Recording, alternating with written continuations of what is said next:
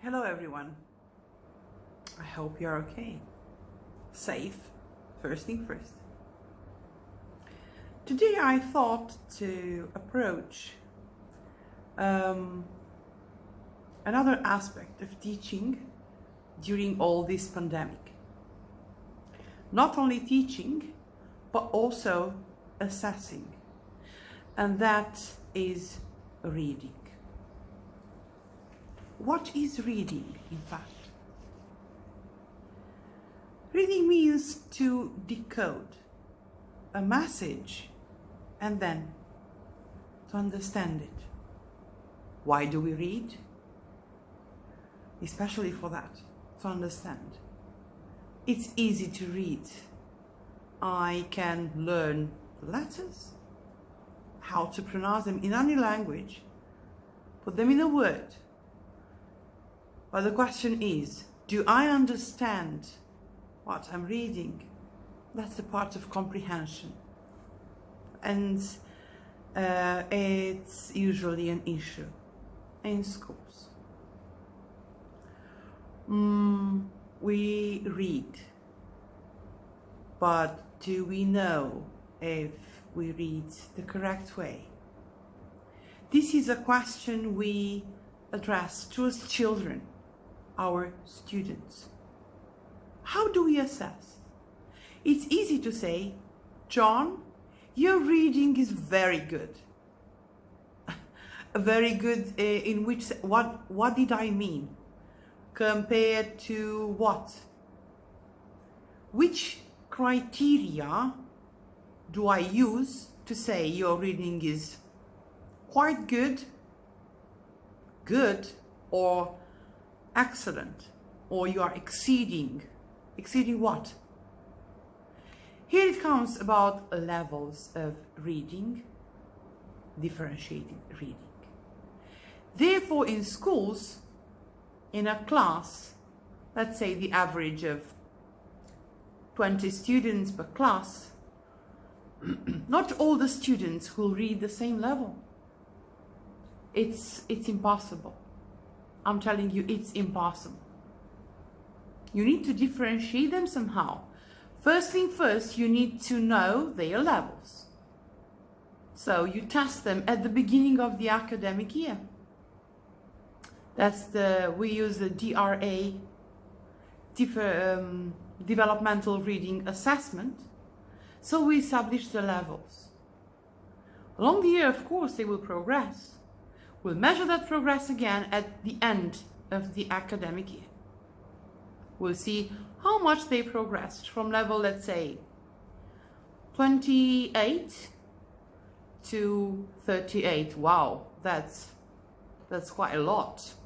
It means a lot of progress.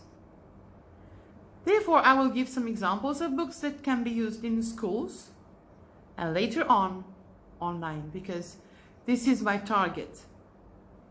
Okay, I have some books here with me. This, for example, Kittens, will be level A. Level A means it's a very easy book with not too many words. That would be for year one. What else do I have? I have Little Red Riding Hood. That's level H. As you can see, it has plenty of words, sentences in a paragraph, which becomes coherent.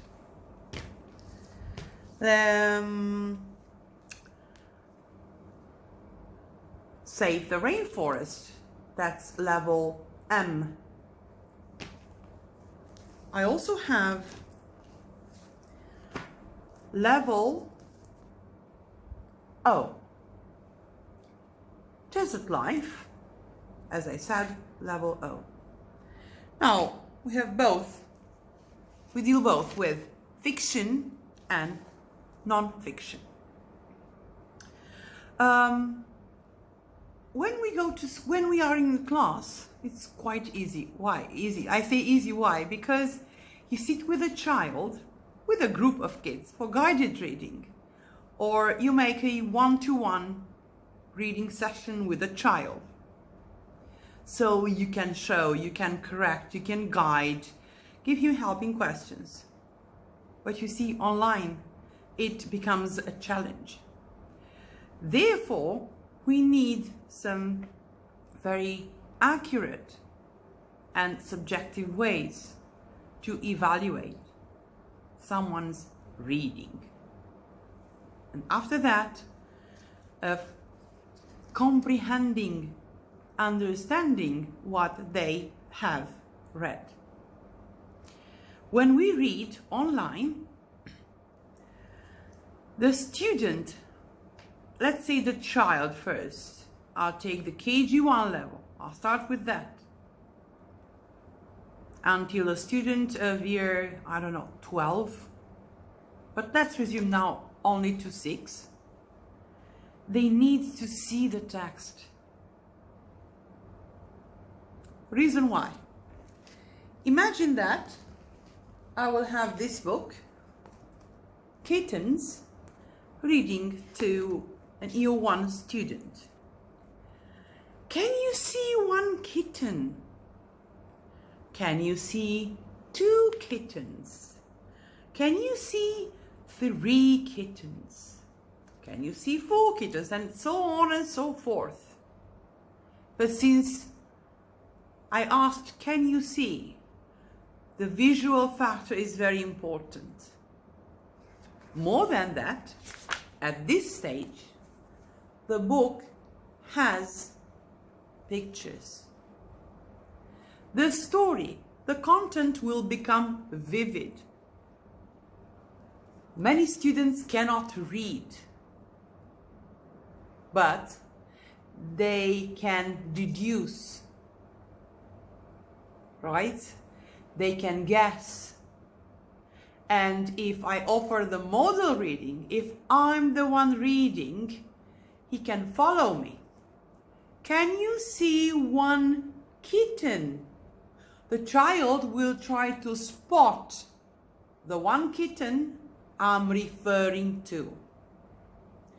Now, of course, it's quite difficult to hold the book, even I have to turn to see what's written there. So it will disrupt the flow of my reading. What I'm using is Screencastify.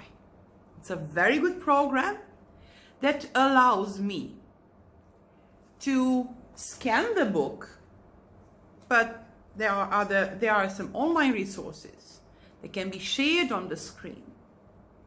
So then I can share the screen and record myself reading. What I did, and you will watch this in a few minutes, I scanned a book. I'm sure many of you are familiar with this, Dr. Seuss, Cat in the Hat, Inside Your Outside. Literally, I scanned the book. See how vivid it is, full of images, self-explanatory. And I use this for year 4 students.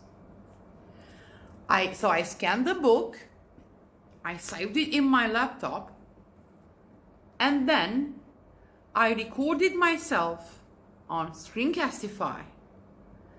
So they could see me in a small box on the screen. They could follow the pages. They could also hear me.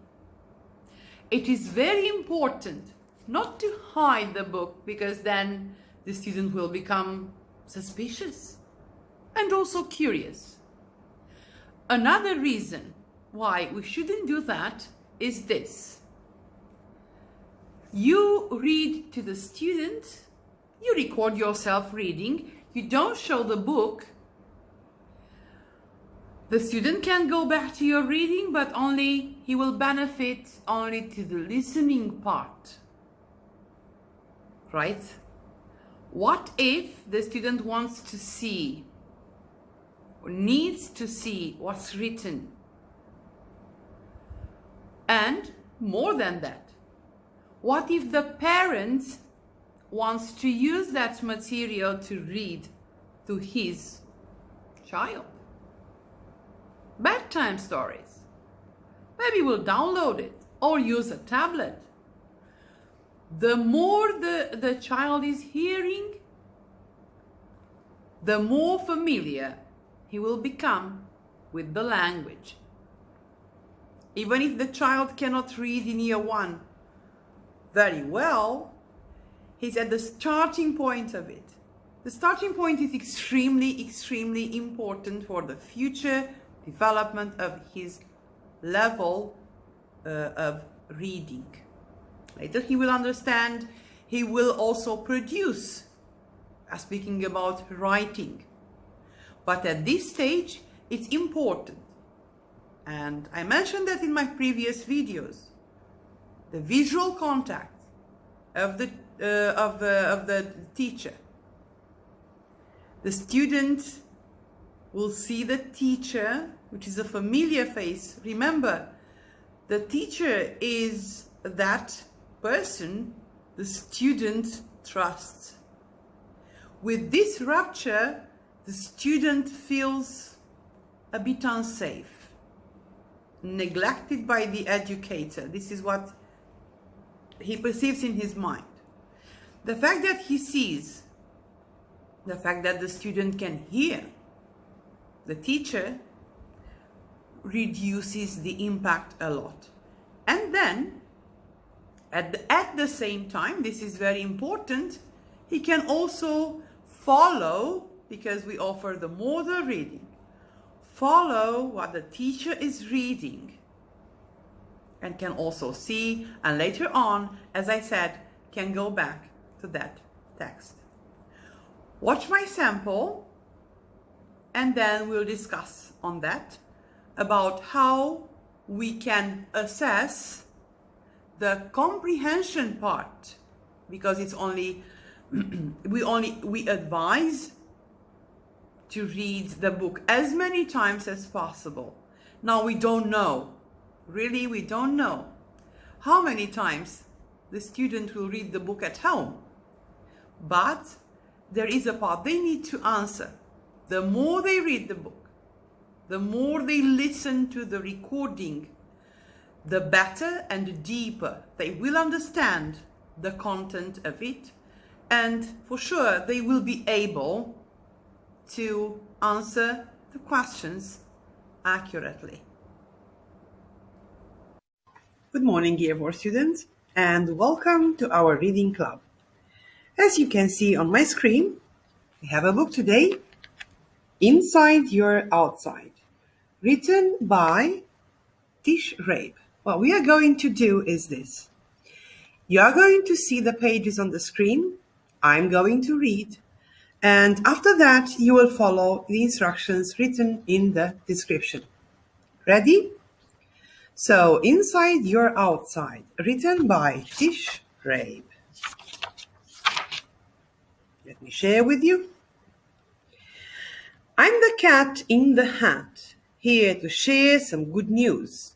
From the tips of your hair to the toes in your shoes. Your body is moving. It never stops going. Right now your heart's beating. Right now your blood's flowing.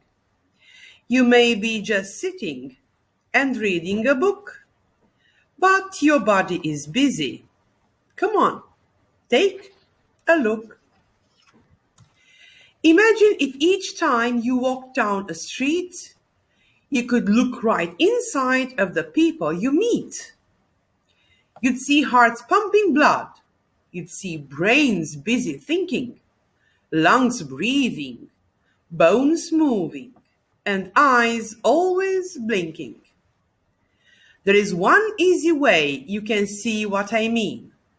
Take a ride in my Inside Your Outside machine. Every ticket is free, and before we are through, you will see inside me and inside of you too. Let's start at the top with your brain. It is key. It controls all you do, helps you laugh, learn, and see. It makes your legs move when you run, jump, or walk. It makes your face move when you blink, smile, and talk. It sends information to all parts of you and does millions of things no computer can do. Your brain never stops. It goes all day and night. Your brain has two sides. One is left, one is right. Different things are controlled by each side of your brain. The left helps you read and remember my name. The right helps you paint and play music and sing. Together, both sides help you do everything. How big is your brain? This is quite a surprise. Your two fists together are close to its size. Meet the Falatons who live in the far-off Fadin. When they stand in the sun, you can see through their skin. It is easy to see when you look at a Falaton all of the bones that are known as a skeleton. Bones shape our bodies and help us stand tall. With 206, some are big, some are small. There are flat bones in your head, soft bones in your nose, curved bones in your ribs, short bones in your toes. One bone in your ear, this made us think twice, is so small it's the size of just 1 grain of rice. Bones in your body are stronger than steel, but when a bone breaks, it is able to heal. Here is a fact that we both think is neat. A joint is the place where two different bones meet. There are joints in your elbow, wrist, shoulder, and knee. Joints help you bend so you move easily. My dear students, we will stop here. As I told you, we split the book in two. The other half will be read tomorrow. Now, you will answer some questions which you will find in the description. See you tomorrow. Bye. Good morning, dear students. How are you today? I hope everybody is fine and, most important, safe. Do you remember the book we started reading yesterday? Of course you do. Inside or outside. We read the first half. Today we will finish reading the second half. And exactly like yesterday, you will answer some questions. Only 10 this time, okay? I'm sharing my screen with you, so it's easier for you to follow me. Ready? Here we go. You have 5 different senses which help your brain tell what you hear, how things taste, what you see, touch, and smell. Sniff a flower and pull sweet smells to your nose. Nerves go to your brain and say, "Hey, that's a rose." Your sense of touch really tells you a lot. This kitten is soft. This pizza is hot. If you could not see, other senses, it's true, like touch, taste, and smell, would work harder for you. Sound waves travel through air deep into your ear, shaking your eardrum. That is how you can hear. Why do you feel dizzy when you have stopped twirling? Inside of your ears, there is liquid still swirling. Your poor dizzy brain just has no way of knowing whether you've stopped or if you're still going. Taste buds on your tongue tell your brain when you eat. This pickle is sour. This ice cream is sweet. When your eye looks at something, it goes to your brain. And there something happens that's hard to explain. The picture your brain sees is flipped upside down. It's up to your brain to flip it back around. Nearsighted folks can see things that are near, but faraway things do not look quite as clear. Farsighted folks can see things that are far, but things that are close, my, how blurry they are. I'm farsighted, he's nearsighted, but we agree with our glasses, like mine, we see far and near easily. When you move, muscles pull on your bones and help you turn your head, raise your hand, take a bite, and then chew. Some muscles are joined to each other or skin. They help wiggle your ears, raise your eyebrows, and grin. Here is a fact about muscles we've known for a while. You use more when you frown than you use when you smile. You have 600 muscles, and there is the best part. The biggest of all is your very own heart. The sound that your chest makes is thump, thump, thump, thump. That's the sound of your blood being moved by a pump. The pump is your heart. Blood flows through it, and then the heart muscle squeezes the blood out again. Blood circles your body in less than a minute. Each drop has millions of blood cells within it. Blood cells are two colors. They are red cells and white. If a germ makes you sick, that germ's in for a fight. A white blood cell gets ready the minute it meets it. It wraps up that germ, then the white blood cell eats it. Red cells give blood color. Look closely, you'll see. They look just like donuts without holes to me. Lungs help you to breathe. And they never can rest. They are like two balloons in each side of your chest. Inhale means breathe air in, and exhale means let air out. Every 4 seconds you breathe in and out. Lungs bring in air which you can't live without. Each time that you eat, the first thing that you do is put food in your mouth, and that's when you chew. Food goes into your stomach, where juices are flowing, turns into a paste, then the paste keeps on going. A tube, the intestine, is what food moves through. This food feeds your blood, which then feeds all of you. Food takes time to travel. Think one, and I know in our stomach there is food we ate 3 days ago. When you drink, liquid enters your blood and then goes all over your body wherever blood flows.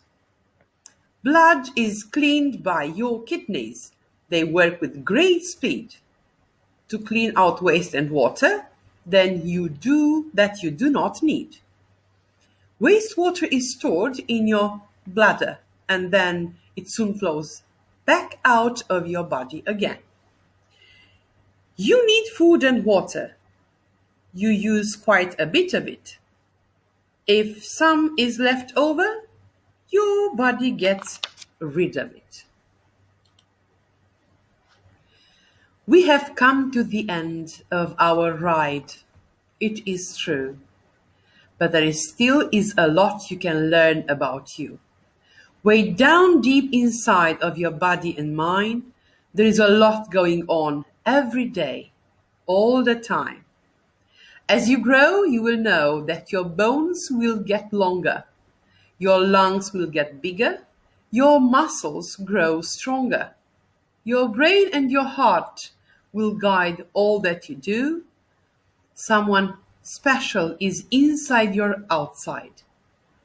It's you. Personally, my dear students, I enjoyed this book a lot. Now, please follow the instructions in the description, and answer the questions, then turn in your work. Bye. So, my dear ones, now we have finished reading. Here is a short quiz. I split the quiz in 2 parts. Reason why? We want quality, not quantity. Students will become tired, you know. I chose the sample with answers only for you to see that, for example, in year 4, we expect full answers. Which is the title of the book? A year 1 student will say, inside your outside. Correct. But in year 4, we expect full answers. In fact, starting in year 3, the title of the book is Inside Your Outside. So on and so forth. Here we have 20 questions. And there is a second part which has only 11 questions. The last question will ask them, did you like the book? It's an inference. They need to explain why they liked it or why they didn't. We do not assess what they answered, but how. We do not assess their tastes. So this is the comprehension part. With this, we end the reading and comprehension session. Of course, now it's quite difficult, and I admit it is, to scan books. Therefore, I have some resources for you. I chose only 2. Oxford Owl. It's an amazing website. It takes max 3 minutes to make a free account here. If you go to reading, you can select the age. And let's say we want this one. Read a wide range of books and retell stories orally. We go to free ebook library.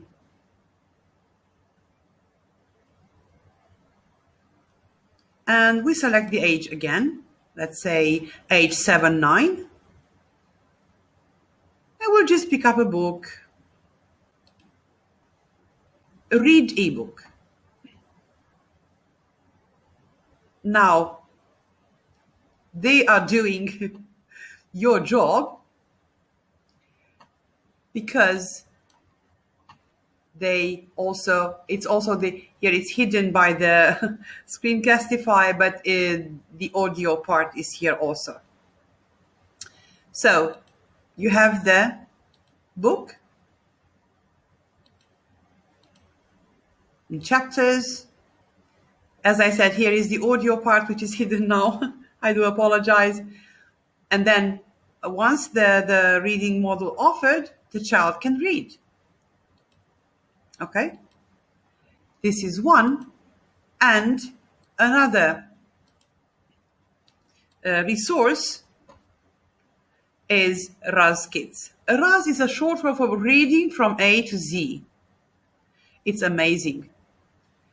Here is a free sample. Maria goes to school. First, you can listen. The child can listen. Maria goes to school.